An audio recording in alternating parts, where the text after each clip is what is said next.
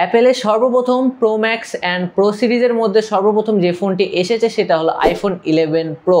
এই ফোনটি মূলত 2024 সালে এসে আমাদের সেই 4 থেকে 5 বছর আগের আইফোন 11 প্রোটা কেমন পারফরমেন্স দিচ্ছে অ্যান্ড এটা নেওয়া আমাদের জন্য কতটুকু ভালো হবে, মূলত সেটা নিয়ে আজকের এই ভিডিওতে আমরা কথা বলতে যাচ্ছি।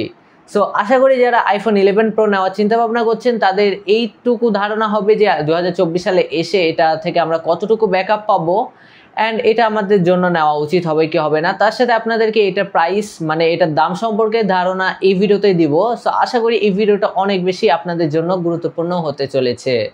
সো অবশ্যই রিকোয়েস্ট করবো এই ভিডিওটা বিনা স্কিপে ফার্স্ট টু লাস্ট দেখবেন অ্যান্ড অবশ্যই আমাদের চ্যানেলে যদি নতুন হয়ে থাকেন কাইন্ডলি একটা করে সাবস্ক্রাইব করে দিবেন। আপনাদের একটা সাবস্ক্রাইব আমাকে অনেক বেশি ইন্সপায়ার্ড করে। সো অবশ্যই একটা সাবস্ক্রাইব করে দেবেন যাতে খুব তাড়াতাড়ি আমরা 200 সাবস্ক্রাইবার কমপ্লিট করতে পারি অ্যান্ড এই ভিডিও লাইক এম থাকবে মাত্র 20টা, মানে আপনারা অবশ্যই এই ভিডিওটিতে 20টা লাইক কমপ্লিট করে দিয়েন। আশা করি আপনাদের জন্য নতুন নতুন ভালো ভালো ভিডিও নিয়ে আসার চেষ্টা করব। সো কথা বাড়াচ্ছি না, চলেন ভিডিওটা শুরু করে দিই।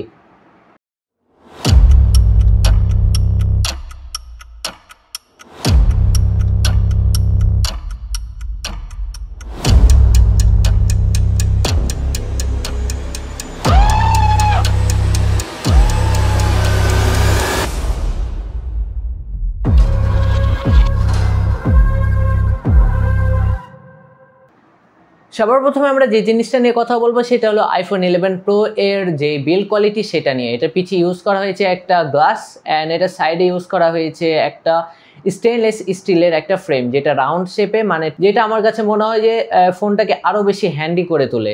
অ্যান্ড এইটা ডিসপ্লে সাইজ হলো 5.8 ইঞ্চ, যার কারণে এটা হাতে একদম পারফেক্ট, একদম ছোট কম্প্যাক্ট একটা ফোনের মতো দেখায়। অ্যান্ড আমার কাছে বেশ ভালো লাগে যাদের একটু বড় হাতের মানে বড় হাত তাদের অবশ্যই এটা ছোট ছোট লাগবে, বাট আমার হাত যেহেতু ছোট যার কারণে মনে হয় যে আমার কাছে এটা পারফেক্ট একটা সাইজ। অ্যান্ড এইটার বিল্ড কোয়ালিটি হিসেবে আমার কাছে 2024 সালে এসে যথেষ্ট প্রিমিয়াম মনে হয়েছে। অ্যান্ড এইটার পিছে রয়েছে 3টা ক্যামেরা লেন্স ফ্রেম যেটা মানে আর কি মোটামুটি ভালো অ্যান্ড খুব একটা বড়ও না খুব একটা ছোটও না। সো বিল্ড কোয়ালিটির দিক দিয়ে কোনো প্রকার কম্প্রোমাইজ আপনাদেরকে করা লাগবে না এইটাতে। এটা ডিসপ্লে হিসেবে রয়েছে 5.8 ইঞ্চের একটা XDR OLED ডিসপ্লে যেটার পিক ব্রাইটনেস হলো 1200 নিটস পর্যন্ত। এটা আউটডোরে যথেষ্ট ভালো একটা ব্রাইটনেস প্রোভাইড করবে বর্তমানে এসেও। আর এটা যে ডিসপ্লে এইটা হলো স্ক্র্যাচ প্রুফ ডিসপ্লে, যেটা মোটামুটি আপনারা খুব সহজেই স্ক্র্যাচ কিন্তু এটাতে পড়বে না। সো ডিসপ্লে এই দিক দিয়ে কিন্তু মোটামুটি ভালো। অ্যান্ড কন্টেন্ট ওয়াচিং বা আপনারা যেই কন্ট্রাস্ট রেশিওগুলো দেখতে চান, মানে এটা যে কন্টেন্ট ওয়াচিং এক্সপিরিয়েন্স কেমন হবে সেই দিক দিয়েও কিন্তু মোটামুটি ভালো। XDR OLED ডিসপ্লে হওয়ার কারণে এটা দিয়ে আপনাদেরকে তেমন একটা প্যারা খাওয়ার প্রয়োজন হবে না। মূলত আইফোন 11-এর চিপসেট হিসেবে ব্যবহার করা হয়েছে অ্যাপেলের A13 বায়োনিক এই চিপসেটটি, যেটা 7 ন্যানোমিটার বেসড একটা প্রসেসর। এটা 2024 সালে এসে যথেষ্ট ভালো পারফরমেন্স আপনাদেরকে প্রোভাইড করতে পারবে গেমিংয়ের দিক দিয়েও এবং নর্মাল ইউসেজের দিক দিয়েও কিন্তু খুব একটা পারফরমেন্স ভালো আপনাদেরকে প্রোভাইড করতে পারবে। অ্যান্ড এইটার যেই চিপসেট সেটা আপনাদেরকে মোটামুটি 17.4 পর্যন্তই আপগ্রেডেবল, মানে আপনারা 17.4 পর্যন্ত আপগ্রেড করার পর এটা যে iOS আপডেট সেটা কিন্তু বন্ধ হয়ে যাবে। সো নেক্সট আপডেটের জন্য আপনাদেরকে ওয়েট করে লাভ নাই, মানে 17.4 যে আপডেটটা আছে বর্তমানে এটার পরে আর কোনো প্রকার আপডেট আসবে না। বাট এতটুকু বলতে পারি ছোটোখাটো সিকিউরিটি আপডেট আপনারা পেয়ে থাকবেন এটাতে। অ্যান্ড 17.4 আপডেট মানে মোটামুটি আপনারা 3 থেকে 4 বছর এখন পর্যন্ত অনায়াসে চালাতে পারবেন। সো পারফরমেন্সের দিক দিয়ে এটা কোনোভাবেই এই বাজেটের মধ্যে পিছিয়ে থাকার কোনো কথাই নাই। পারফরমেন্সের পরে সরাসরি আমরা চলে যাব আমাদের আইফোন 11 প্রো এর ব্যাটারি সেকশন নিয়ে। তো এখানে ইউজ করা হয়েছে 3000+ ব্যাটারি অ্যান্ড এটা থেকে আপনারা খুব একটা ভালো ব্যাকআপ পাবেন আমার কাছে মনে হয়, কারণ এটা যে ডিসপ্লে সাইজ এটা আইফোন 11-এর তুলনায় কিন্তু কিছুটা কম, মানে 5.8 ইঞ্চের ডিসপ্লে হওয়ায় কিন্তু এটা থেকে যেহেতু 3000+ ব্যাটারি দেওয়া হয়েছে, আপনারা জানেন যে আইফোনের অপটিমাইজেশন যেটা আছে সেটা থেকে কিন্তু ভালো পারফরমেন্স আপনারা পেয়ে থাকেন ব্যাটারির ক্ষেত্রেও। যদিও সেটা অ্যান্ড্রয়েডের তুলনায় কিছুটা কম, বাট খুব একটা যে কম এরকম না। বাট আপনাদেরকে বলে রাখি যে এইখানে মোটামুটি আপনারা 6 থেকে 7 ঘন্টা অনায়াসে ব্যাকআপ পেয়ে যাবেন যদি হেভি ইউজ করে থাকেন।